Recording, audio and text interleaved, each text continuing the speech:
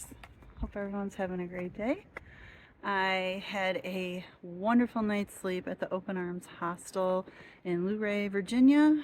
Allison was so wonderful. It was like being in a friend's home. Well, it was being in a friend's home. Allison's a friend for sure. She did my laundry. I took a shower. She has a huge porch back and front. I sat on the porch, soaked my feet. She took me for a resupply. Very relaxing night. The bed was really comfortable. I had a solid 8 hours of sleep. It was amazing. But I'm back on trail. Today we are going to the Gravel Springs Hut. It's approximately 13 point something miles. I glanced at the profile. It doesn't look, super challenging. It's all challenging. It doesn't look comparatively as challenging as some of the 13 to 14 I've done earlier, so I'm hoping I will make it into camp at a decent time. And then tomorrow I will be exiting the park, which is amazing that I will have hiked this entire beautiful national park. And yeah, I'll be taking a 0 day in Front Royal, a total day off on Friday, and I'm really looking forward to that. A little early for these shenanigans. I'm trying to figure out. Definitely not going under that, I don't think, unless I have to. So let's see how this goes. Oh my God, I don't want to go over either.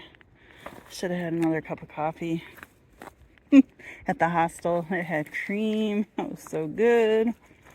All right, I really think I might have to crawl under this sucker. All right, wish me luck. I went over it, but I needed both hands. Thank God again for trekking poles. I was able to swing one leg over and use my trekking poles for leverage on the other side while my other leg got over. You don't see many people without them, especially on a thru hike, but if you can do it without trekking poles, God bless you. Got about a couple miles under my belt, and I had miscalculated. I actually have more like 14. This is probably my biggest day yet. 14.1 or something like that, not 13.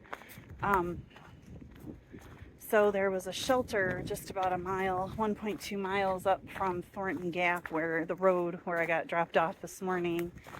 And I ran into a southbound hiker coming down, and she told me that my friends Leapfrog and Rhythm and the 3 guys from Michigan who are just wrapping up their section hike here were there last night, and Leapfrog and Rhythm are also headed to Gravel Springs Hut tonight, so that makes me happy.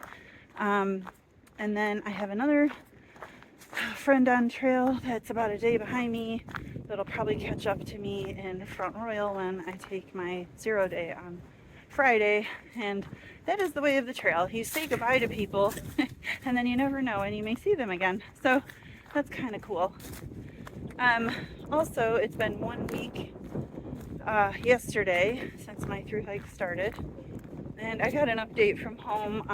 I have, like many, had been working from home since the pandemic, and in my dining room became my home office, and my dog Barley was my office buddy every day, and there was doors from the kitchen to the dining room, and he knew, man, when it was time for work, he'd go wait by the doors, go in on his bed.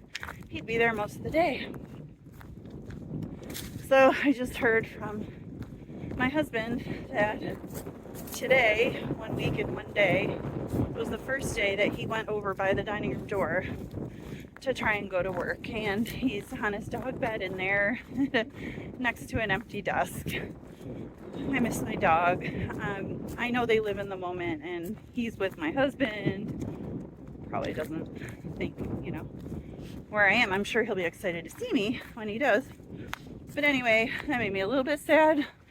But it's great to see a photo of him, and so my husband's gonna, hopefully, I told him, take your laptop and go sit at the desk for, an hour, or do what you gotta do normally on there, and just, pretend that he's at work. So, on that note, I did want to say, at many hostels, and especially Open Arms last night, they had 3 amazing dogs I got a bunch of pet therapy, including puppy kisses on pickup. Blaze, Fifi, and Jack. They're great, and I love seeing the dogs on trail, so I'm getting a lot of dog fix. So anyways, I'll look forward to seeing my dude in a few weeks when I go home for a break. And until then, I will be getting my puppy fixes on the trail.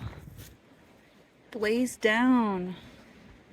This tree must have sustained some damage or been diseased or something, but that is a blaze down. They will have to replace it.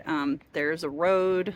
I mean, there's a post up there, so it's pretty obvious that this is the direction, but rest in peace, Blaze. Thanks for all you've done. So while I have some flat land, sorry, not much scenery to look at behind me, I thought I'd share a funny story. So a couple, I don't know, 3 days ago or so, you may have seen in the video, I came across a mouse that was deceased, and he was in the middle of a log upright, which is really odd. And I went through this whole diatribe, oh buddy, so sorry. Spent probably a good 5 minutes trying to make sure that thing was dead before I passed it. And I got to camp that night and talking about it. Oh my God, there was this mouse. He must have just had a heart attack or died in the sun or something. He was upright. I've never seen anything like it. And I hear all this laughing. There were some campers, the section hikers from Michigan, had seen the mouse right by the log. Oh, look at some red buds are starting to come out. Had seen the mouse right by the log, you know, on his back with all fours up like you usually see them dead, and propped him upright on that pole because they had been the first ones out of camp and knew that everyone coming behind them would see this thing. And sure enough, the other campers behind me that were at the next hut that night said, oh yeah, we took a picture of it. That was so weird. So anyways, it was a practical joke. That mouse died the way all mice usually do, and you find them on their back with all legs up. And I went on and had this whole philosophical diatribe about, oh, what a great way to go, you know, on a log in the sun. So practical joke on me. So that was funny. Nice smooth walking. That's what I liked. I mean, I like to mix it up, but we had some inclines and rocks early in the day. I think I'm about a little less than 2.5 miles from the Elk Wallow Wayside, which means real bathrooms, probably can refill water, and some Gatorade snacks. I don't think I'm going to have a beer with lunch because I have 6 miles or so after that to hike, and it just makes for... I'll see how I feel though, and what they have, so possibly a beer. Definitely some cold Gatorade though, which is going to be good.